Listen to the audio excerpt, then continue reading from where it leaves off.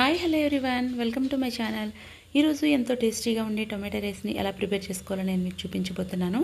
ఈ టొమాటో పలావ్కి మనము కర్డ్ చట్నీతో కూడా చక్కగా తినేసేయచ్చండి. అంత టేస్టీగా ఉండే ఈ టొమాటో రైస్ని ఎలా ప్రిపేర్ చేసుకోవాలో నేను మీకు చూపించబోతున్నాను. 2 గ్లాసుల సోనా మసూరి రైస్ తీసుకుని నీట్గా కడిగి ఒక 1 అవర్ నానబెట్టి పక్కన పెట్టుకుంటున్నానండి. ఈ ప్లేస్లో మీరు బాస్మతి రైస్నైనా తీసుకోవచ్చు. ఇప్పుడు ముందుగా మనం టమాటాలు తీసుకుని, ఒక ఆనియన్ తీసుకుని, 4 గ్రీన్ చిల్లీ తీసుకుని, ఒక 50 గ్రాముల జీడిపప్పు తీసుకుని, బిర్యానీలో వేసుకునే మసాలాలన్నీ కూడా తీసుకొని పెట్టుకుంటున్నామండి. ఇప్పుడు ముందుగా మనం ఒక చిన్న బిర్యానీ గిన్నె పెట్టుకుని స్టవ్ ఆన్ చేసుకుని ఈ బిర్యానీలో వేసుకునే మసాలాలన్నీ కూడా వేసుకోవాలండి. టమాటా రైస్ కూడా, ఎందుకంటే టేస్ట్ అనేది చాలా బాగుంటుంది ఫ్లేవర్కి. అందులోని జీడిపప్పు కూడా వేసుకుని ఫ్రై చేసుకోవాలి.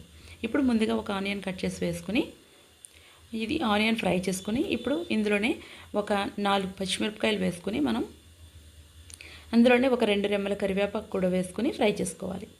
ఇలా కొంచెం ఫ్రై అయిన తర్వాత మూత పెట్టి ఒక 2 నిమిషాలు మనం మగ్గనిద్దాం. 2 నిమిషాల తర్వాత చక్కగా మగ్గిన ఆనియన్ కూడా చక్కగాని ఇప్పుడు ఇందులోనే నేను ఒక 1/2 టేబుల్ స్పూన్ పసుపు వేస్తున్నానండి. అది వీడియో స్కిప్ అయింది. అల్లం వెల్లుల్లి పేస్ట్ కూడా వేసినప్పుడు వీడియో స్కిప్ అయిందండి.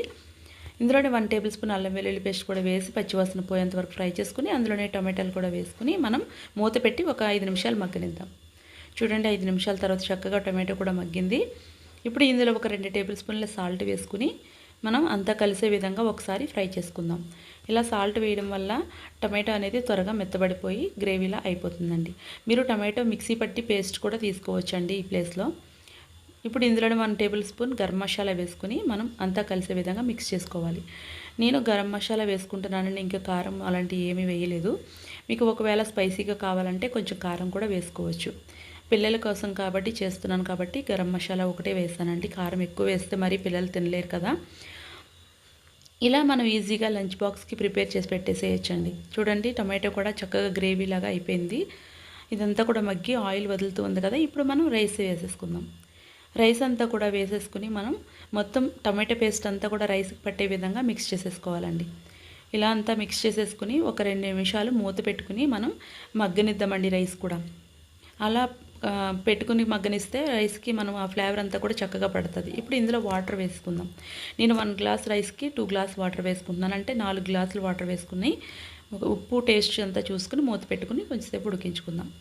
చూడండి, చక్కగా ఉడుకుతూ ఉంది, ఇంకా అవ్వలేదు. ఒకసారి అంతా కలుపుకొని మనము అడుగు పట్టకుండా చక్కగా అంతా కలుపుకొని ఒకసారి మరలా ఒక 5 మినిట్స్ మూత పెట్టి ఉడికిందామండి.